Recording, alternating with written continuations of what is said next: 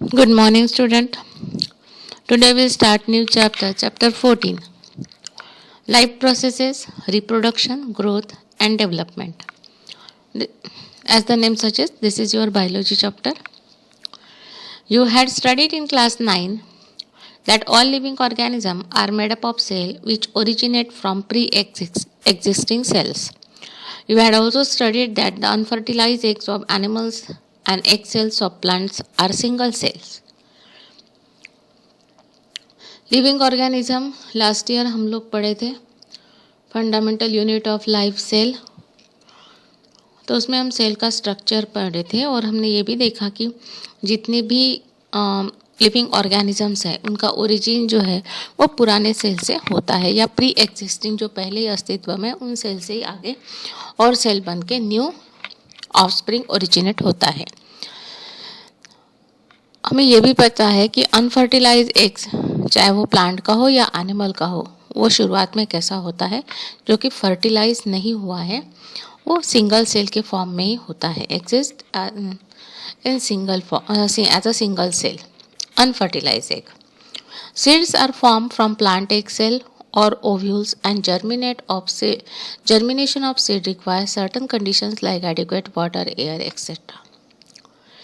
जो प्लांट के सीड्स होते हैं वो उसी एग सेल से फॉर्म होते हैं या ओव्यूल से फॉर्म होते हैं और उनका जर्मिनेशन यानी अंकुरित होना वो डिपेंड करता है आप पानी कितना दे रहे हो, हवा कितना है, सनलाइट कितना वहाँ पे जा रहा है। Required amount of water air is there, then the seeds will germinate faster. You may also have had the experience of observing a plant growing from a small seed and an animal from a fertilized egg.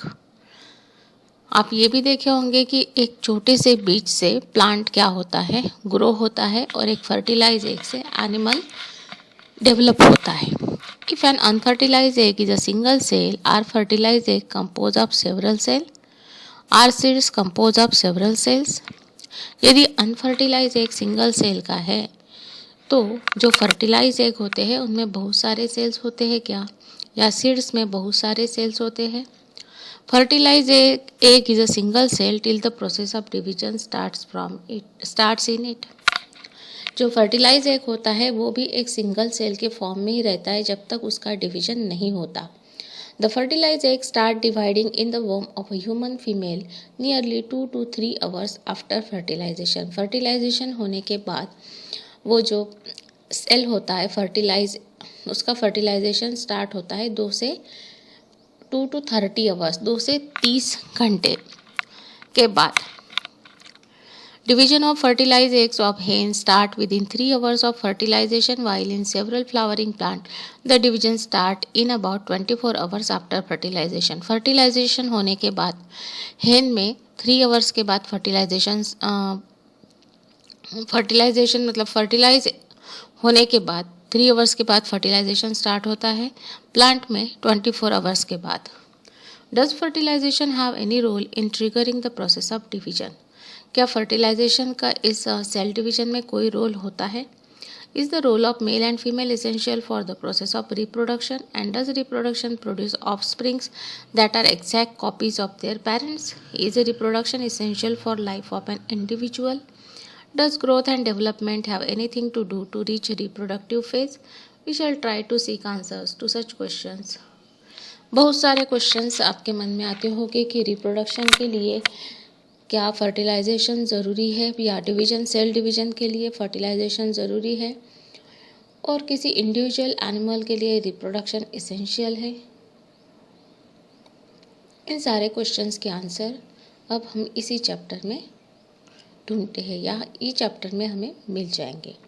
All life processes go on in a coordinated and controlled manner in all living organism.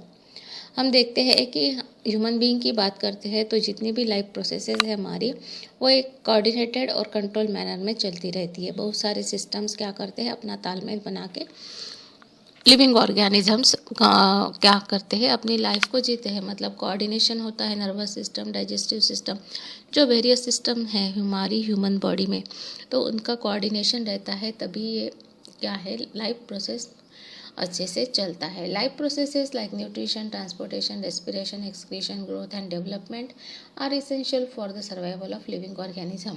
और ये सारी processes ठीक से चलती है तभी हम क्या करते हैं, अच्छे से सर्वाइव कर पाते हैं। और इन प्रोसेस का कंट्रोल और कोऑर्डिनेटेड मैनर में चलना बहुत ज़रूरी है तभी हम अच्छे से सर्वाइव कर पाएंगे। या बोल सकते हैं इनफैक्ट कि सर्वाइवल ऑफ लिविंग ऑर्गेनिजम्स के लिए coordination between all this transportation, respiration, excretion systems में होना बहुत ज़रूरी है। Reproduction gives rise to variations. Reproduction जब होता है तो उसमें वेरिएशंस हमें देखने को मिलते हैं। Though this process is not essential for the survival of an individual living organism of a particular species, it is essential for the survival of species as a whole. ये प्रोसेस इंडिविजुअल के survival के ज़रूरी मतलब उसके लिए ज़रूरी नहीं है, but it is essential for the वो जो स्पीशीज़ है वो तो एक्सटिंक्ट हो जाएगी यदि उसमें रिप्रोडक्शन नहीं होगा, तो वो वहीं ख़त्म हो जाएगी। तो इसके लिए रिप्रोडक्शन ज़रूरी है for the survival of species, not for the survival of individual living organism. Let us study about the structure involved in the process of reproduction, growth and development mainly in human and plants. हम लोग अब इस chapter में reproduction, growth और development कैसी होती है human beings में और प्लांट्स में, इसी का स्टडी करते हैं। Reproduction, growth and development in human beings में रिप्रोडक्शन, ग्रोथ और डेवलपमेंट कैसा होता है। It is easy to distinguish between human males and females as various external characters are distinct in them. This is observed in several other organisms as well. Let us study the role of male and female forms in the process of reproduction. Human beings में mail और female को distinguish करना या पहचानना बहुत आसान है। बहुत सारे एक्सटर्नल कैरेक्टर्स होते हैं जिसकी वजह से हम आसानी से मेल और फीमेल आइडेंटिफाई कर सकते हैं। Reproduction, role of male and female forms. We find a sustained role of both human males and females from fertilization to organization and development of human offspring. Human जो fertilisation होता है इसमें mail और female का बहुत बड़ा role होता है। From fertilization to organization and development of human offspring, such processes of reproduction in which we find role of male and female is called sexual reproduction, जिसमें मेल और फीमेल दोनों का क्या होता है, पार्टिसिपेशन रहता है, उस टाइप के रिप्रोडक्शन को हम बोलेंगे sexual reproduction. As we know human life as several others starts from a single fertilize cell. बहुत सारे ऐसे एनिमल्स हैं जिनका स्टार्ट होता है सिंगल फर्टिलाइज सेल। एक सिंगल फर्टिलाइज सेल से रिप्रोडक्शन स्टार्ट होता है। People they are curious about the nature of this fertilize entity even before the discovery of cell. जब सेल की डिस्कवरी नहीं हुई थी उसके पहले भी लोग बहुत ज़्यादा क्यूरियस थे ये फर्टिलाइजेशन कैसे होता है इसके बारे में जानने के लिए। They had several questions in their mind. Do the male and female reproductive entity carry small human form in them? Does the male entity carry all factor responsible for the development of offspring while the female only provide for favourable conditions for the same?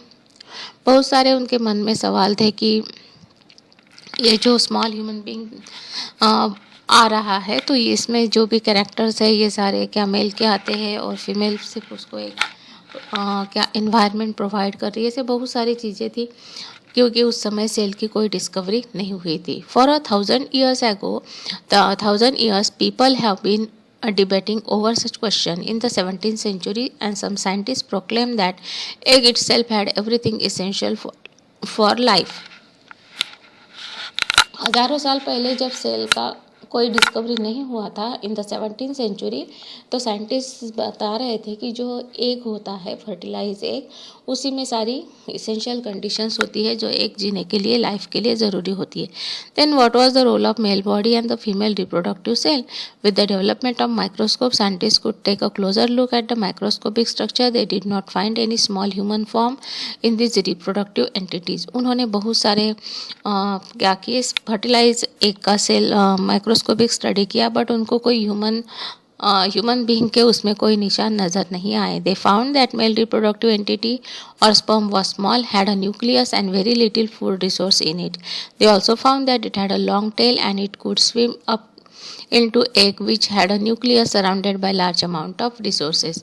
इन्होंने कहा कि एक sperm कैसा होता है, यहाँ पे diagram में शो किया है। एक स्पर्म क्या होता है, मेल स्पर्म जिसको हम बोलते हैं, वह स्मॉल, ये बहुत छोटा होता है, एंड हैड अ न्यूक्लियस, इसमें न्यूक्लियस होता है और एक टेल लाइक पोर्शन होता है, long tail, it could swim up to egg, वो क्या करता है, इसमें स्विम करता है, ये टेल पोर्शन है, ये हेड पोर्शन है, इसमें होता है न्यूक्लियस, इसका नाम है स्पर्म, ये है male reproductive cell, male reproductive entity और स्पर्म, इसको नाम इन्होंने दिया है sperm. And very little food resources in it, और उसमें बहुत कम फूड रिसोर्सेज भी होते हैं जो उसको ज़रूरी है सर्वाइवल के लिए। They also found that it had a long tail, it could swim up to the egg which had a nucleus surrounded by large amount of resources. Nearly 200 years ago, the properties of animal and plant, nearly 200 years ago, the proponents of cell theory, Sheldon, Shavon, and Virchow, made extensive studies of reproductive entities of animals and plant. 2000 साल पहले फिर ये जो scientist है Sheldon, Shane Warne, विर्चॉ, इन्होंने बहुत सारा study किया reproduction of plant and animals के ऊपर, and they found that both the male and female reproductive cells were cells, और उन्होंने देखा कि बोथ मेल और फीमेल रिप्रोडक्टिव सेल्स क्या होते हैं, कि एक सेल होते हैं। They remark that the role of both male and female reproductive entities were same as both were gametes, और उन्होंने कहा कि दोनों का जो इसमें पार्टिसिपेशन है दोनों कैसे है, सेम है, मतलब दोनों गमेट फॉर्म करते हैं, from Latin word gamos meaning marriage. During this time, it was becoming clear that parental character were passed on through this cell to the offspring. और फिर उस समय उन्होंने बताया कि इस तरह से वो जो गमेट फॉर्म होता है due to fusion of male and female cell, तो उसकी वजह से वो जो कैरेक्टर होते हैं पेरेंट्स के वो आगे आने वाले ऑफस्प्रिंग में आ जाते हैं। Scientist of the time had also started proposing that nucleus of gamete contain certain element through which characters were pass on from one generation to next.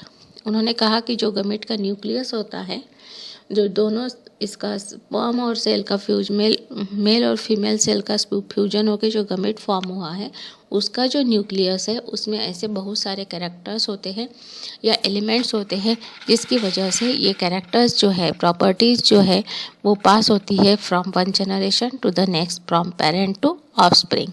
It was observed that the nuclei of female and male gametes fuse together during fertilization. उन्होंने बोला कि female और mail का जो क्या होता है, गमेट fuse होता है ड्यूरिंग फर्टिलाइजेशन, उनका यूनियन होता है। The cell thus form with fuse male and female cell and their nuclei was called a zygote. इस तरह से मेल और फीमेल गमेट का फ्यूजन होके जो एक न्यूक्लिया फॉर्म होता है जिसको हम बोलते हैं जाइगोट। जाइगोट एक ग्रीक वर्ड है, इसका मतलब होता है यॉल्की। The nucleus of the zygote contain collection of hereditary material of parental reproductive cell. और ये जो zygote फॉर्म हुआ है इसमें बहुत सारे hereditary material रहता है जो पेरेंट से ऑफस्प्रिंग में आते हैं। This nucleus contain information for the formation of the body of offspring.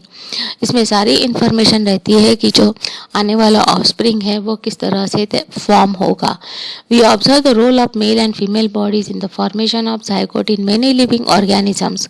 Distinct difference in the male and female individual bodies of several organisms is seen as in human. The male and female bodies bear the male and female reproductive organ respectively, in which reproductive cells or gametes are produced. In some other organisms like earthworm, leech, most plants, etc., the male and female reproductive organ are born at different location on the body of the same individual. जैसे कि हम लोग बात करते हैं कुछ animals की, Leach है या कुछ प्लांट्स की, तो उनके इसमें क्या होता है, फीमेल और मेल रिप्रोडक्टिव ऑर्गन थोड़े अलग अलग लोकेशन पे होते हैं बट एक ही इंडिविजुअल में होते हैं। The role of male and female can be found in several types of organism like most vertebrate, several insects, like locusts, butterflies, houseflies, ants, etc., mollusca, snail, and mussels, etc., most flowering plant, moss, fern, etc. All such organisms reproduce sexually, and role of both male and female reproductive cell is essential in such organism. इतने सारे example दिए plants और animals के, जैसे कि इन्होंने vertebrate plants का दिया, इंसेक्ट का दिया है, लॉक्टस है, बटरफ्लाइज है, तो इनके इसमें रिप्रोडक्शन जो होता है वो होता है सेक्सुअल रिप्रोडक्शन. प्लांट का भी दिया है, और फ्लावरिंग प्लांट्स, मॉस है, फर्न है. In contrast to this, asexual form of reproduction as we see in yeast, bacteria, flatworm, several plant like potato, grass, etc. Potato grass है या बैक्टीरिया है, फ्लैटवर्म है, इनके इसमें असेक्सुअल रिप्रोडक्शन होता है. The role of both male and female reproductive cell is not essential. उसमें male और फीमेल दोनों का रोल इतना ज़रूरी नहीं होता है, क्योंकि वो असेक्सुअल रिप्रोडक्शन है. Let us study about organisation of human male and female body and the changes that undergo in them to understand the fundamental process that occur in male and female bodies. Growth and development in human. You may have observed infants growing up and wondered how a small child grows into a individual. आप देखे होंगे कि छोटा बच्चा धीरे धीरे grow करके क्या हो जाता है, एक चाइल्ड में अच्छे से ग्रो हो जाता है.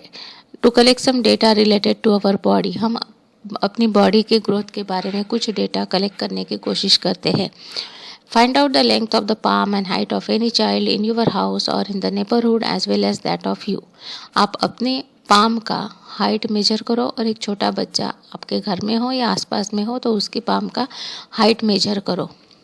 Compare the values of any of your friend. फिर इन स्मॉल चाइल्ड का हाइट कितना है, फिर आपके लेंथ का पाम, फिर उसका रेशो निकालो, फिर लेंथ का रेशो निकालो, फिर L1 H1 L2 H1 आप ये आप कर सकते हो. स्मॉल चाइल्ड है L1 और H1 और आपका है L2 और H2.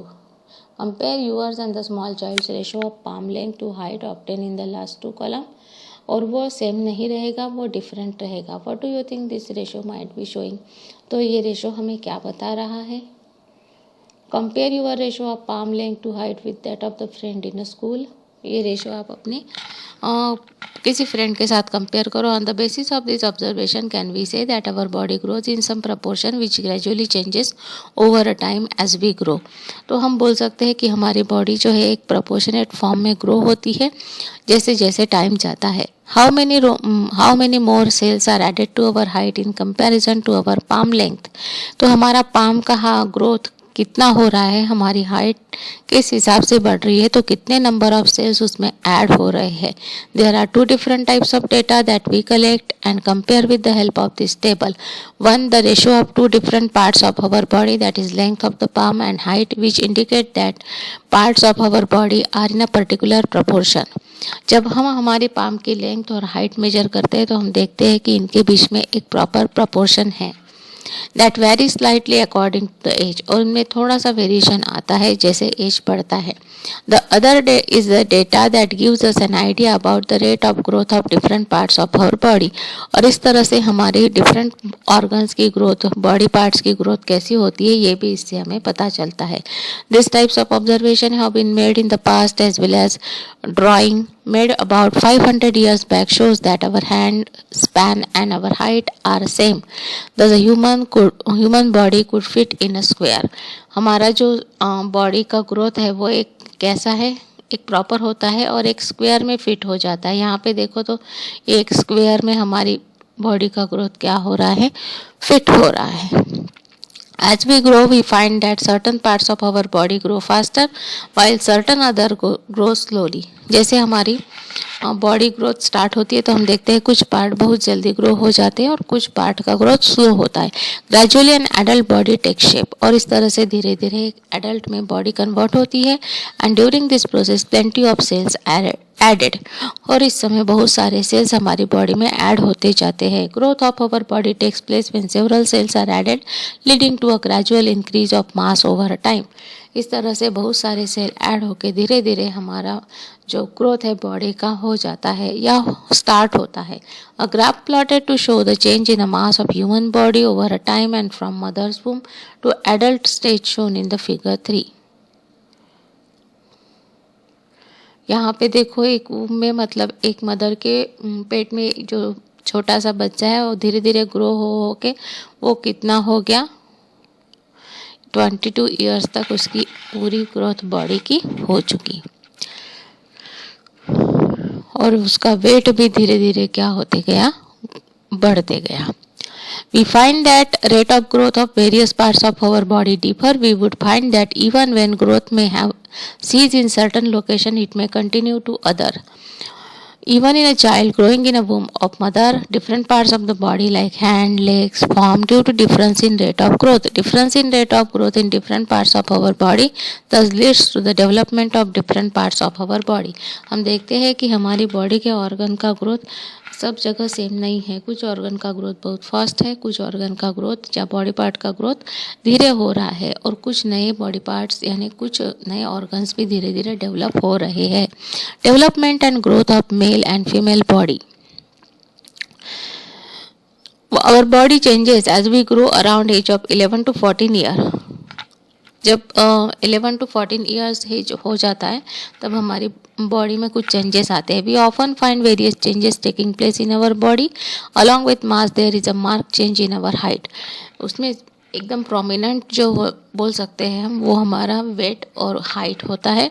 Our reproductive organ grow and develop. और बॉडी में रिप्रोडक्टिव ऑर्गन भी ग्रो और डेवलप होना स्टार्ट हो जाते हैं. Certain hormone like testosterone in male and oestrogen in female are release.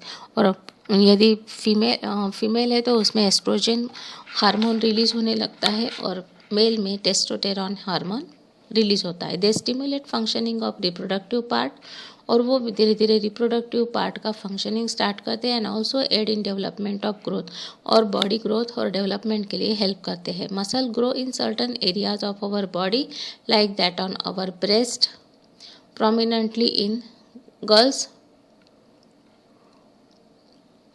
Thai मतलब धीरे धीरे फीमेल्स में क्या होता है ब्रेस्ट डेवलप होना स्टार्ट होते हैं, मसल्स ग्रो होना स्टार्ट होते हैं. Hair grows in our armpits. Armpits में हेयर ग्रो होना स्टार्ट होते हैं. And over our reproductive areas like vagina base of penis often acne develop in the face. और चेहरे पे एक्ने डेवलप होना स्टार्ट होते हैं. तो इससे हमें पता चलता है कि अब ये क्या हो रहा है, रिप्रोडक्शन के लिए बॉडी तैयार हो रहा है. देयर में भी बिहेवियरल चेंजेस एंड ऑल्सो क्या बोल सकते हैं बिहेवियर में या एटीट्यूड में नहीं बोल सकते, स्वभाव में थोड़ा सा परिवर्तन नज़र आता है. We become more conscious of our body and have several question regarding it in our mind. And when we fail to get proper answer we often show irritation. This phase of our life is called adolescence. और इस adolescence phase में बहुत सारे changes हमारी body में होते हैं. इसलिए हमारे माइंड में बहुत सारे क्वेश्चंस आ जाते हैं और जिन क्वेश्चन के प्रॉपर आंसर नहीं मिलने पे हमें चिड़चिड़ होती है. In human male, voice become low pitched, beard and mustache start growing while in female, mammary organ grow become prominent. Female में मेमोरी ऑर्गन एकदम ग्रो होना स्टार्ट होते हैं और ह्यूमन बीइंग में मेल में वॉइस चेंज हो जाता है, दाढ़ी आना है, लो पिच माउस्टेच स्टार्ट होता है. चेंजेस इन बिहेवियर और changes on our body are easily visible. और ये सारे चेंजेस एकदम इजीली विजिबल होते हैं. But we hardly come to know about changes inside our body. But हमारे उस समय हमारी बॉडी के अंदर भी कुछ बदलाव होते हैं जो हमें शायद पता नहीं चलते. As for example we know that child develop in the womb but we don't know about the changes that takes place inside it an organ of the female reproductive system in preparation for the development of child. We would have to know more about our reproductive part where internal changes takes place during adolescence. Adolescence में हमारी body में मतलब 11 to 14 years के as में human beings की body में क्या क्या चेंजेस होते हैं इसी को हमें क्या करना है आगे पढ़ना है. That shows us location of part of female and male reproductive organ and connection between them. इस समय मेल और फीमेल रिप्रोडक्टिव ऑर्गन्स या पार्ट्स का डेवलपमेंट होता है.